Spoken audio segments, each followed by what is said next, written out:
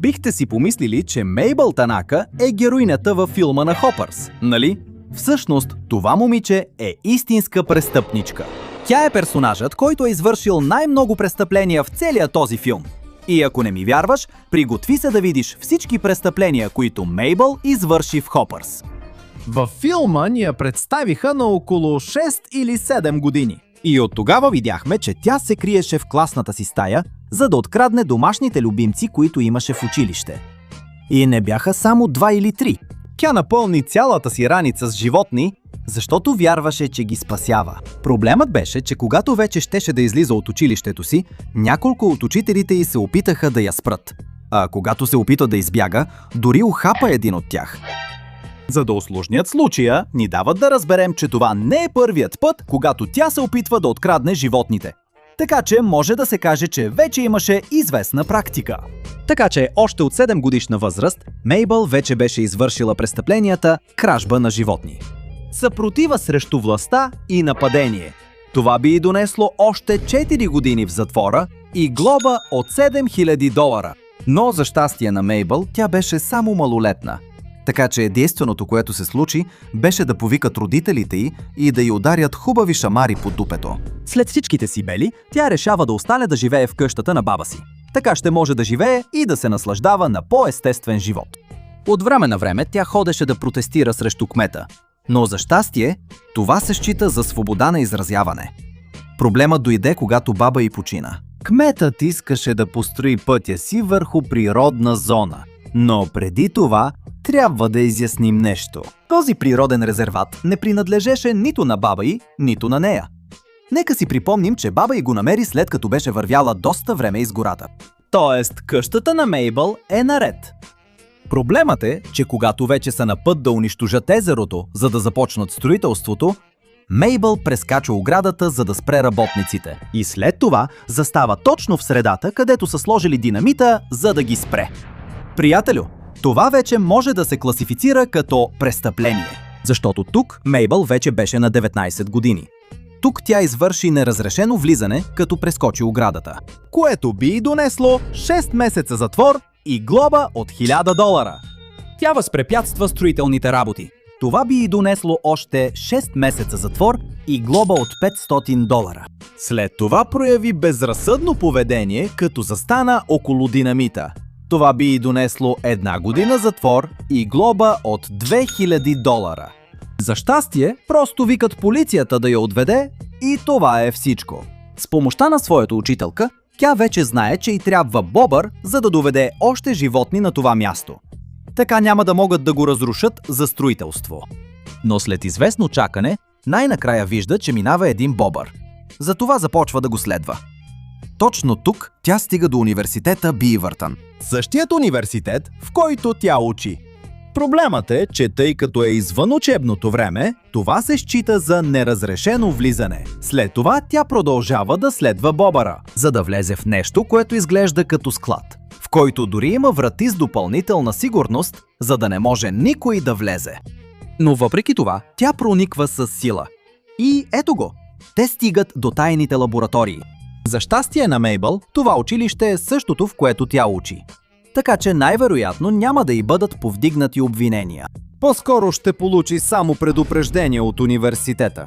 30 часа обществено полезен труд и евентуално предупреждение, че ако през следващия семестър направи нещо подобно, ще бъде отстранена.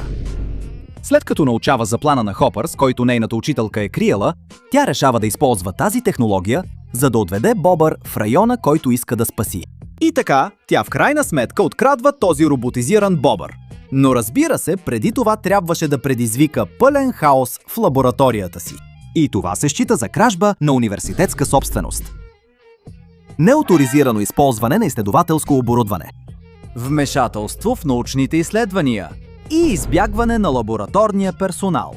Ако това беше частна компания, най-вероятно Мейбъл щеше да лежи 6 години в затвора и да плати глоба от $15,000. Но тъй като става дума за университета, най-вероятно просто ще бъде изключена и вече никога няма да може да се запише отново. След това тя отива в гората, за да намери бобър, който да й помогне отново да има животни в резервата си. И тя осъзнава, че е имало устройства, които само животните могат да чуят. И затова вече нямаше животни в този природен резерват. Затова Мейбъл решава да унищожи това устройство, за да могат животните да се върнат. Това може да се класифицира като увреждане на собственост или вандализъм. Но тъй като това устройство беше незаконно, най-вероятно Мейбъл ще се размине без глоба за това. Но от следното няма да се размине. Кметът отново поставя повече устройства, за да не се върнат животните. И така, Мейбъл иска среща с съвета на животните, за да поиска тяхната помощ. Само че тук нещата излизат извън контрол. Речта, която Мейбъл изнася, кара съвета на животните да заговорничи заедно с нея, за да убият кмета. Да, вече говорим за нещо много сериозно. Важно е, че тя се опита да спре съвета да не го убият, а само да го изплашат. Така че тук нейната глоба беше значително намалена.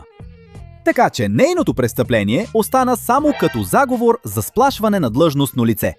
Това ще й донесе 1 година затвор и глоба от $1000. И докато животинският съвет я сплашваше, за да се съгласи и тя с убийството на кмета, Мейбъл смачква пеперудата, кралицата на насекомите, и накрая я убива. Това би се класифицирало като убийство. И биха й дали 5 години затвор и $10,000 глоба.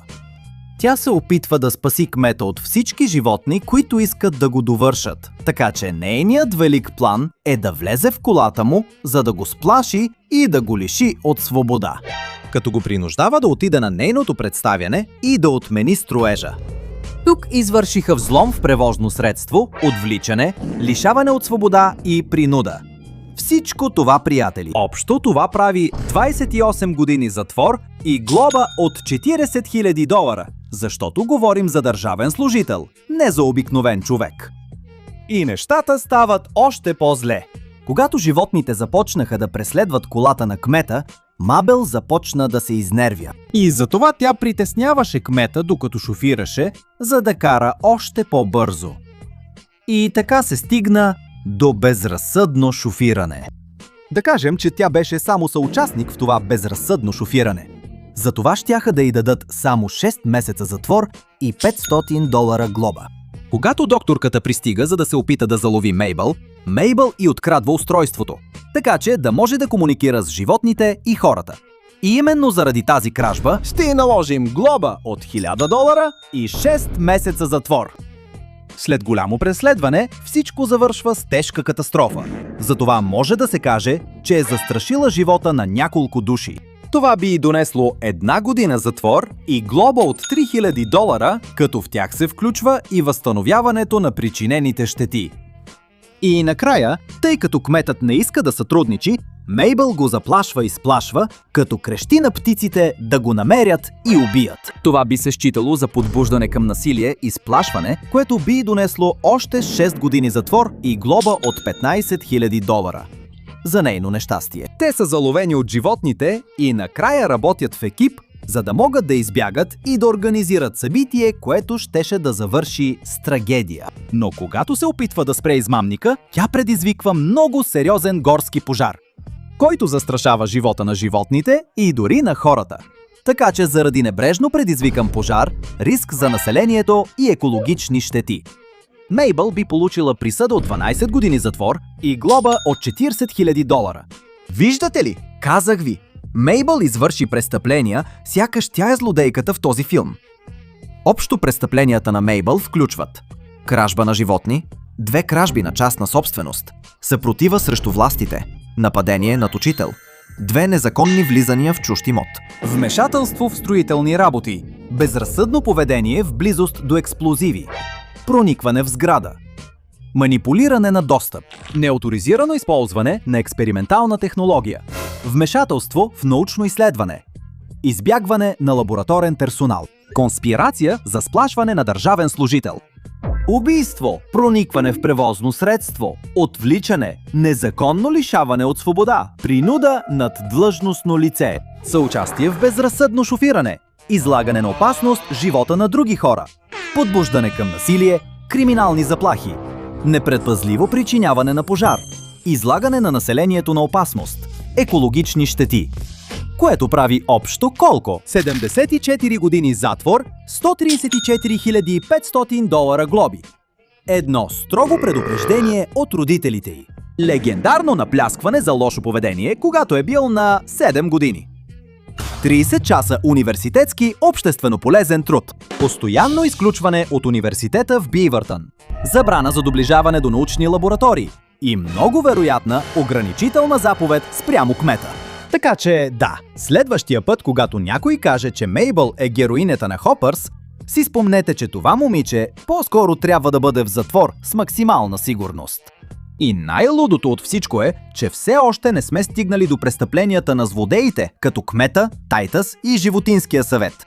Така че, ако все още не си гледал това видео, следи за него, когато е готово.